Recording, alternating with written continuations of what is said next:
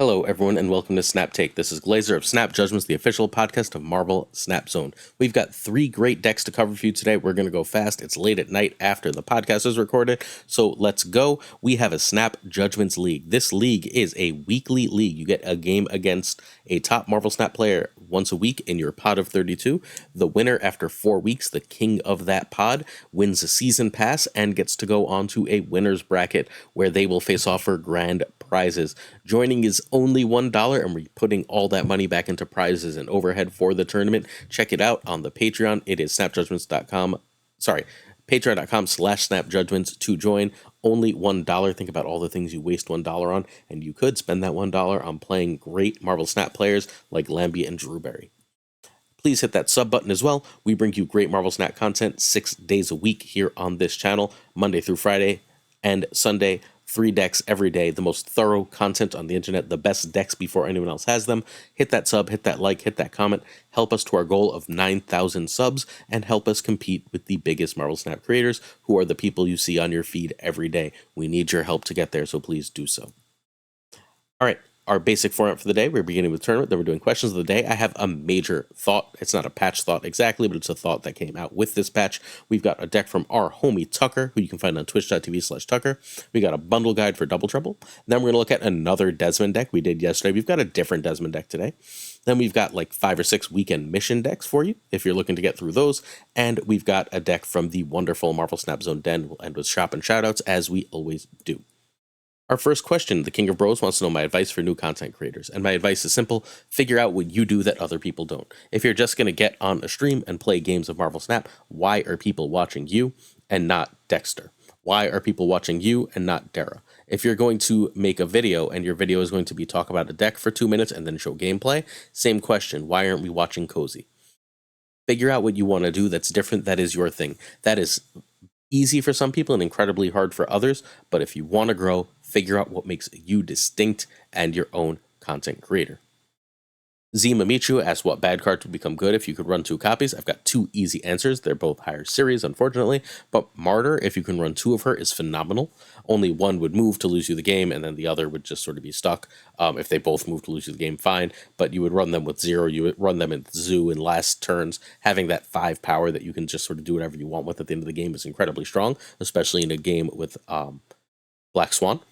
We also have, I think Kang would be incredible. You're far more likely to use Kang as an extra draw if you have 2, and that extra draw is what makes him so powerful. So that there's only 1 Kang is weak, but if there were 2, I think he'd actually be great. Joe Pro asked my favorite thing to do with my son, and my favorite thing to do with my son is just kind of hang out after work. When I pick him up and he's doing his homework and we talk about his day, it is an absolute joy.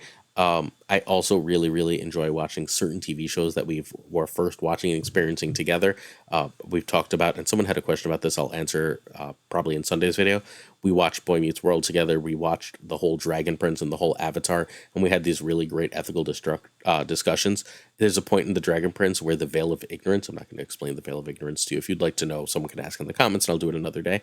There's a point where the Veil of Ignorance is just a plot point in the Dragon Prince because it's a fantastic show, and I got to be like, oh, I teach that, and then wait for him to get excited about that. And we had this whole conversation about the Veil of Ignorance, and he really understood it. And he's 7 years old, and it was really cool. If you'd like your questions read out in tomorrow's video, drop them in the comments. Tomorrow's video is technically Sunday's video, but you get the idea. All right, we have a problem. This is my patch slot. We have, according to Second Dinner, no more Spotlight data mines. We were asked about this, and they said they want to be able to change things, and it's disappointing. Well, their entire system is built on planning. Unless you spend a massive amount of money, you need to plan and organize what you use your Spotlight caches are in order to maximize in Marvel Snap. And I think this is a ridiculous problem that is of their own creation. The problem is likely that they don't want to make decisions early. Too bad. It should not be the consumer's problem that you cannot make decisions. You want my money, I want to give you my money. Stop making that more challenging. You stopped giving us information on bundles, and since then I've bought way fewer bundles than I would have otherwise. I'm no longer just evaluating bundles on their contents. I'm evaluating bundles based on what might be coming, and when I don't know, I don't buy the bundle. So now I am no longer buying nearly as many bundles. Don't do the same thing with card acquisition. I don't need bundles to play the game, but I need cards to make content and play the game, and taking those away from people is horrible, especially If we don't know what cards and spotlights are coming, and we're trying to build, especially Series 3 players, trying to build a specific deck, being unable to plan and organize and make that specific deck is a nightmare. It's a jerk move, and I'm calling right now on everyone watching this to urge them in any way you can, whether it be messaging them, emailing them, to change this, to fix this. And hey, you don't have to give us back data mines, but for the love of Marvel Snap, tell us what's coming. Give us enough advance notice. Have your own spoiler season where you give content creators a card to preview. You say, this card will be out on this week, and here's what it is a week out, and we can all do that. Fine. But do something. Let us know what cards are coming to Marvel Snap. Our first deck for the day is from our friend Tucker. The homie Tucker came up with this fantastic discard list that uses Supergiant. Supergiant into MODOK is absolutely great, but you don't have to play it that way. So you can Supergiant into MODOK and then drop Wong in that location when they don't know Wong is coming, and your deck goes off for a bajillion power. If you don't have Helicarrier in hand, that Apocalypse is going to get huge and be fed to that Dracula. You can otherwise just chuck the Dracula, and just, if you Wong Helicarrier, you're actually getting all the Helicarrier cards and discarding that. Your Morbius, I did this earlier, ends up 20 power real easy in this deck. Your Collector ends up 10 or 11 power. This isn't running Miek, but I ran Miek in mine, and it hit 11 power pretty freaking regularly. This deck is sweet. This is what Tuck used to hit Infinite with a 68% win rate. Alright, so the only card you need that's high series is MODOK here. Zabu and Supergiant can be some combination of Dakin, Gambit, Miek, Echo, Storm, Wolverine, and Lady Sif. There's probably a few others, but you get the idea. And Tucker, for some reason, Tucker's brilliant, super cool, amazing human being. I'll be on his stream, I think, Monday. If you want to check it out, you can see the spelling. It's youtube.com/@Tucker or twitch.tv/Tucker. So whichever one, I should be there on Monday to talk about building for Call Obsidian. Help him get to 500 on YouTube, y'all. Like, it's not okay that he's not at 500. He should really be at 1,000. He should really be at 10,000. But hey, we're all working toward the same goal. Go support our homie Tucker, please. All right, how to play this game, and you can see the stats. The cube rate is through the roof. This is like a 1.2 cube rate, something like that. So turn 1 pass, because there's no 1-drops. Turn 2, I like Collector over Mobius, over Zabu, over Colleen, and the reason I really want to get Collector out is because Collector has to be on the board to get buffs while I can play Mobius later in the game. Turn 3, Collector, Mobius, and Zabu are still priorities. If you Zabu'd, you can often Wong or Dracula. At that point, turn 4 is Supergiant, is generally better than 2/2s, is generally better than Wong, is generally better than Dracula. If you Supergiant, you MODOK, and then you drop Wong there later. If not, you're just playing Wong. And then turn 6, drop Scalers if MODOK is hidden and you can have not played them. If not, you just drop MODOK. Then you win. It's really cool. And that you're revealing at the end of the game makes you really hard to use tech cards against. Very good. I played a version of this that didn't run Supergiant, and I kept getting tech carded in the face. I kept getting like Shang-Chi and such because my power was static. It was obvious where it was, and I had to reveal it before the end of the game. So if I had priority, they were just okay. They were going, okay, boom, you're dead. And this deck stops that. Supergiant's really good, y'all. Okay, quick variant talk. Our hip count: we got Blade, Collector, Zabu, Swarm, Dracula, Wong, MODOK, Apocalypse. Sorry, not MODOK. Apocalypse. Helicarrier. So we got, I want to say 7. I think I actually just miscounted. I think we have 7 here. The Colleen hip is coming out supposedly later this month, and I will immediately be buying it and slapping it into this deck. This is very close to a full hip deck. I can't run it without Morbius, and there is no Morbius hip. So give me a Morbius hip, give me a Morbius MODOK, and we good to go to town with an all Morbius discard list. Sorry, all hip discard list. All right, Double Trouble is a fine bundle. It's not incredible, but it's okay. 3,000 tokens is about what you'd expect for this amount of money. It's a little less, actually. 2,000 credits is a little less than you'd expect for this amount of money. When you combine it all with the 2 variants, it's okay value. It's okay value. If you feel like you must have these variants, this is a good thing to buy, but this is not great. This is slightly above average. Cool. In terms of money bundles, this is a slightly above average money bundle. I think it is good. It is worth considering if you like the variants or if you need the resources, but you can do better for your dollars. Although, who the hell knows? Obviously, they killed spotlights. They killed bundle data mines. But based on past practice, you can do better for your bundles. All right. Desmond's dream deck, as in Desmond, the phenomenal, absolute tier 1 meta-breaking player, went to sleep, woke up, had a dream about a deck, and this is the deck that was his dream deck. This won in Infinite Border last season. It is still a meta contender. No one's playing it right now, so if you want to steal cubes while people have no idea what you're doing and what you're going to be playing, this is the deck for you. It's got a million plays. It does the Lambie thing where Lambie realized Nico is completely busted with the hammers. If you can end up playing both of those on the last turn of the game, and like reasonably often, your last turn can be Nico, a couple of hammers, and then a card like Ms. Marvel, and that's just an absolute crap ton of power to be dropping at the end of the game. The hammers trigger the Ms. Marvel that they weren't expecting, and you have a crazy amount of power. You can do stature with that, and then you just like that's just through the roof power. You're adding 6 power to Beta Ray Bill, then 6 power from stature, so that's 12. 6 power from Thor, that's 18, and then 14 power. So yeah, we're good here. We're good here. So Neb and Nico can be Iceman or Nightcrawler. You lose a bit, but not too much. I really like Nico here, but Nebula is not especially important. She's just the best in slot 1. Jeff can be Nightcrawler or Medusa. Ms. Marvel can be Omega Red. That is now the standard always replacement for Ms. Marvel. Samurai and Beta Ray Bill are both needed. You can't play Stature without Samurai in this deck, and so you need Samurai. Beta Ray Bill is like the point. And Mobius can be Quake. You lose a bit. Mobius is phenomenal. Quake is also great, though, so here we are. All right, so this deck completely rules. So turn 1 is Nebula Blind. Nico gets played whenever the right ability is out with the right card. So, like, you can play Nico on 1 if it's got, like, Destroy and Draw 2, and you have Jeff in hand, for example. Turn 2 is Zabu is over Jeff. Turn 3, Thor or Bill is better than Samurai. It's better than Ms. Marvel. It's better than Morbius. Turn 4 is the same thing as 3. Turn 5, as long as you played a Thor, Jane is the answer. If not, Ms. Marvel and Stature are great. If you drop Samurai, Ms. Marvel and Stature on 5 are great.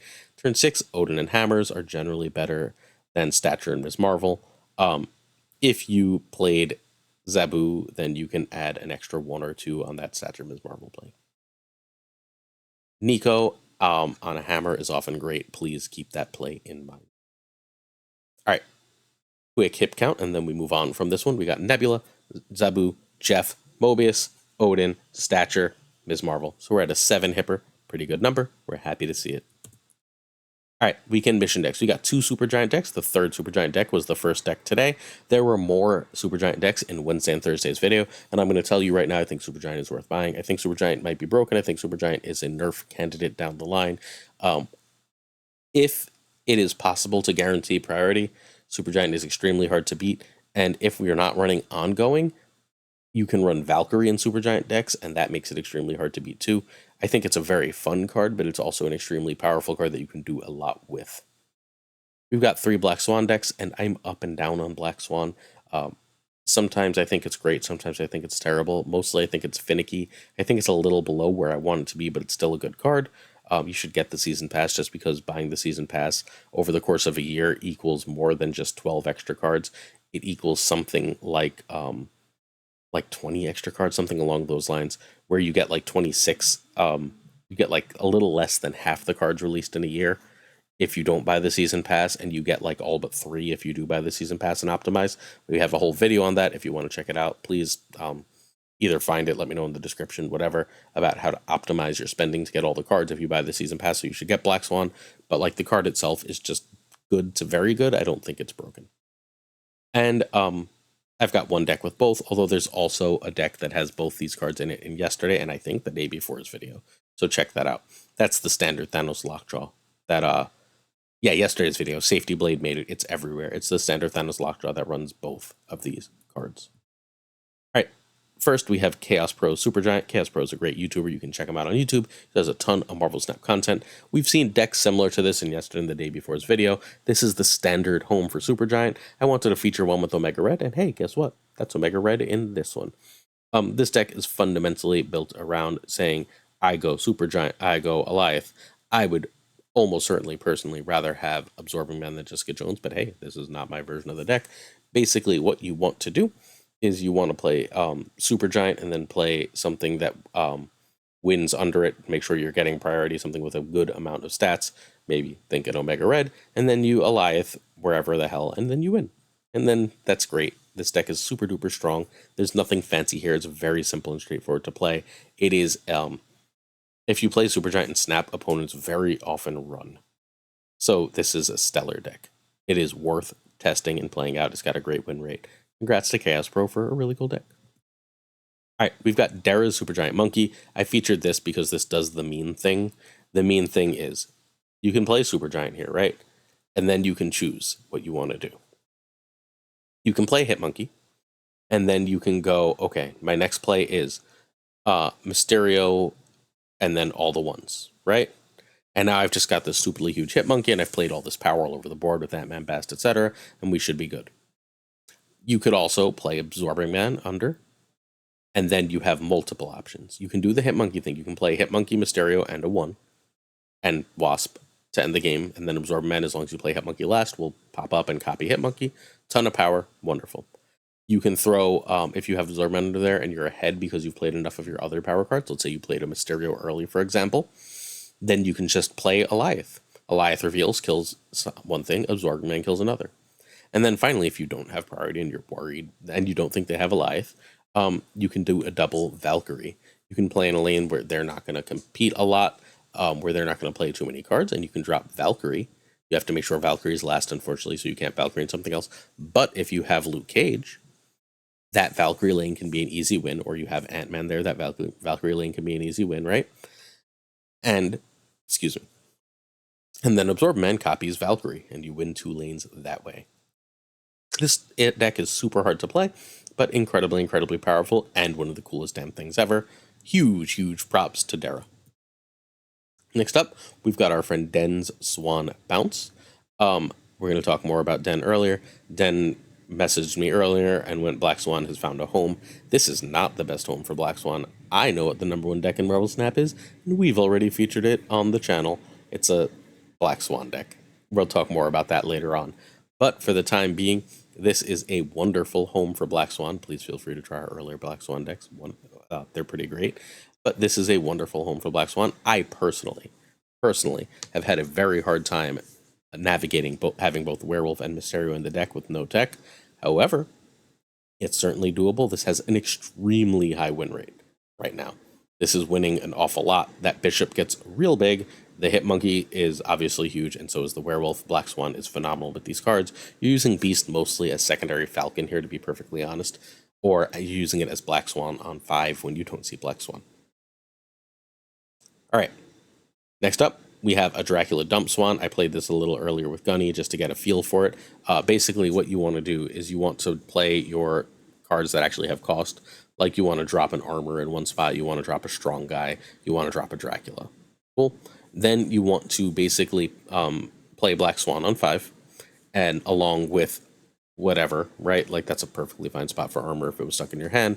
And then you drop all the ones and Blade to discard 1 card. Then Dracula discards the last big card in your deck. You have a 10 power strong guy. You have a Dracula that's 16 to 20 power, and you win the game that way. This is super finicky, but really fun and has a surprisingly high win rate. I won an 8-cuber with it because it is, again, just more power than it looks like. All right.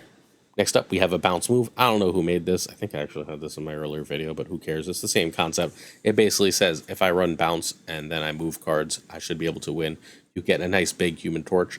You bounce up the Ghost Spider, Human Torch, Iron Fist combo, or whatever, pretend it's dagger, with, it has to be Beast if it's the dagger combo, but whatever. Otherwise, it's Falcon, and then you just make a huge Human Torch, a huge dagger, and then you try to play a million cards on the last turn of the game once you've bounced them up along with Hit Monkey, and then Hit Monkey is huge, and you win that way. It's a really cool play, or sorry, Werewolf, I guess, works too. And it's a really cool play. You win a lot of cubes. This deck is excellent and fun, although I think it's a tier lower than the other ones. But if you want a fun list to play, I vote this. Finally, note that these are my variants. So any deck that has my variants, you know I'm planning on featuring. This is very likely to be in Sundays. This is Revis's Giant Swan. I love it. It does the Valkyrie, Alioth, Absorbing Man combo like the other decks, but because it has Thanos, it does a better job at filling lanes. It doesn't have to screw around with Luke Cage because it has, if it wants to do the Valkyrie thing, it has Soul Stone, it has Stones to win, it has Dazzler to win, it has Daredevil to like if, so the scariest thing in the game right now to me is if the Daredevil is out and then I play Supergiant and snap on 5, you have to run, right? Like you have to assume I have the thing and you have to run. It's the sickest combo in Snap right now. This deck is so cool. I've been playing the crap out of it. I think it's great, and we're again covering this in more detail on Sunday, but here it is now because I don't want to rob you of it for weekend missions. Our final deck for today is too cool to not cover. I've been waiting to cover this, and I can wait no longer. It is Destroyer. This is one of the coolest decks in Marvel Snap right now.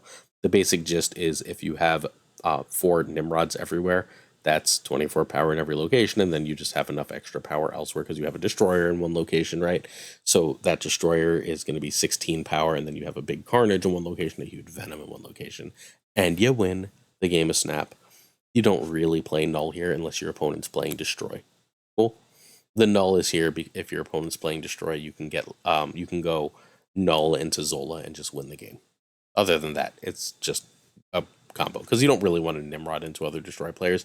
They get too much bigger than you otherwise. But the Null Zola thing wins you those matchups. All right, Nico or Grandmaster would be Deathlock, but you need either Nico or Grandmaster, and Lad can be Jubilee. It is worse, but Lad can be Jubilee. So this is 65% win rate in 91 games since the patch. So X23 on turn 1, Nico if you can blow up Electro or make it a demon on turn 2. Those are generally better than Wolverine. Turn 3, Electro or kill your X23. Turn 4 is, and you want to do that in a mid lane because if you want to Grandmaster, that is very helpful. Turn 4, Nimrod over Iron Lad. As a general rule, Nimrod over Iron Lad. Turn 5, Destroyer is over Zola or eat it twice. And turn 6 is eat it twice. Or use Grandmaster to re-trigger and eat, or you can re-trigger Destroyer, which is hilarious. Cool. If you go Nimrod, Destroyer, and then you go Destroyer into like Venom or Carnage, it's wild how much power you get. This deck puts out an insane amount of power in an insane amount of ways, and it has so many plays. Hip count? We've got Carnage, Wolverine, Venom, Lad, Nimrod, Zola, Null, Destroyer. 8. This is our hip deck of the day. Love to see it. We've also got the cool Rion, and then I did buy the Sister Grimm X23 largely because I needed a more colorful X23 for decks just like this. All right, quick shop. I almost bought the Angela, but I have like 4 Angelas. This Panther continues to tease me, but I have these other 3 Panthers. I have a hip, which is always important. I have the Season Pass, which is his maskless version with his dad, which I think is cool, or ancestor, I guess. We don't know if it's his dad. And then there is the Phoenix Force one, which was like $100, which I bought. So I am good on my Black Panther variants for the time. This is as much to remind me as otherwise. And then I just didn't really want the rest of the variants. There's a hip Deadpool data mine now. There's a hip statue. I have the hip stature, the hip Spider-Ham, the hip Apocalypse, the hip Gambit, the hip Angela's data mine, and fuck Nazis. So Red Skull can go right to hell. All right. Certain tiers of Patreon support come with honor thanks. We got Abigail Giesler, Mandatory Burnout, Cables, DG Winfield, Direwolf, Elia B, Father Newman, Good Dog Gamer, Inc., Jane Everett, J.D. McDonaldino, Killa Platano, Kerdix Lee, Koire, Models, Louis Antunes, Matt Conduit, Matt H, Mike McGlint, No Flex, Ocularis, Pretty Chill, Seamus, Spike Jones, Two Ties, X-Force V, and the Homey Min. Tomorrow, our podcast will be out on the Marvel Snap Zone YouTube. Sunday, we will be back with another great video for you. Don't forget to hit that sub button. Don't forget to check out the Patreon. $1. I'm not asking you for the 10. If you want the extra content, I'm not turning it down. I do a ton of extra stuff for the higher tiers, but $1. We're trying to make this tournament epic. Be a part of Marvel Snap history and join. See you Sunday for another Snap Take. If you want me, check me on the Marvel Snap Zone Discord. Peace.